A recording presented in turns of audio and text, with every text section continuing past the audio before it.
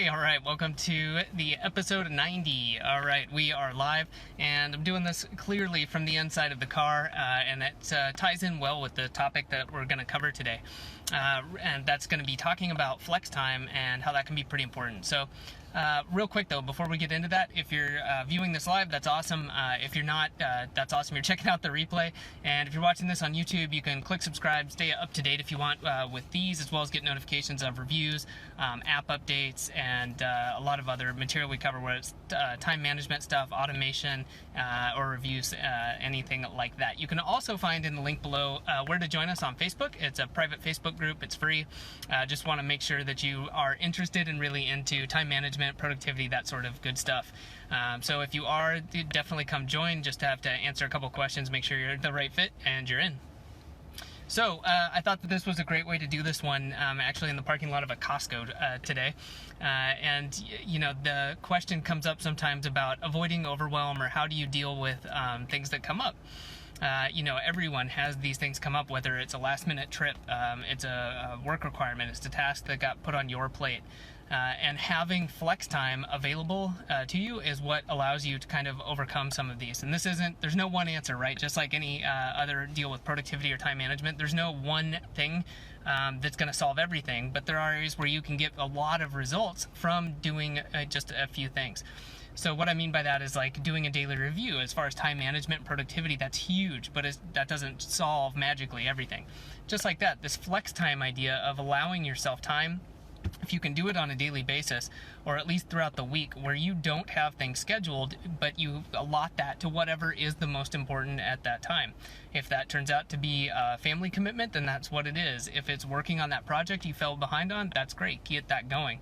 And it's just recognizing whatever is the most important. In this case, I've got a trip coming up, and I've been sick for most of the week. So I said, you know what? I want to prepare. Actually, I'm taking care of stuff that normally would be done next week, just to get it out of the way. It's in the afternoon. I can get it done now. And now I'm thinking, okay, that's great. I'll be less stressed next week. I won't have to do it. And then getting over this cold, I'm going to get myself back onto track. So how can you do this, right? How can you just magically put flex time in? Of course, you need that time.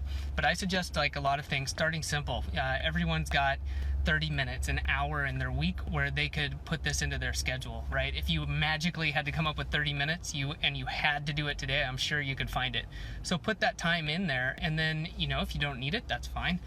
But those times where you do, it really comes in handy. You can schedule that call with somebody you've been putting off. You know, you could wrap up some loose ends. You could allot that to the most important project you're working on.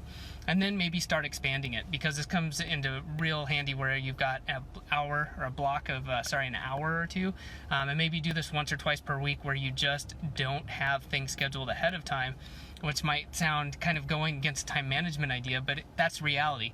You're never going to have exact control over your time, and so you can schedule these things out and then say, great, I've got this extra time today, I'm going to go ahead and use it for X, Y, or Z. So hopefully that's helpful. I think that this is a really powerful technique that allows you flexibility while still managing your time, being proactive, doing things like time tracking, but leaving that blocked out and saying, yeah, it's more realistic that I'm going to have 4 to 5 really good hours and maybe some flex time, instead of saying I'm going to be totally rocking it for 8 hours a day, 5 days a week, you know, which in most cases does not happen. So anyways, hopefully you found this helpful. Now that I'm wrapping it up and, you know, getting some great looks from people walking by, I'm going to call it a week. And if you've got questions, you can find the link as well to ask ahead of time if you want. And I answer those as I can on the live streams. Thanks for watching. And again, if you're watching on YouTube, go ahead and click subscribe, stay up to date with the Q&As, as well as things like app reviews and updated videos about time management, automation, all that sort of good stuff. So that'll do it until next week. Have a good one.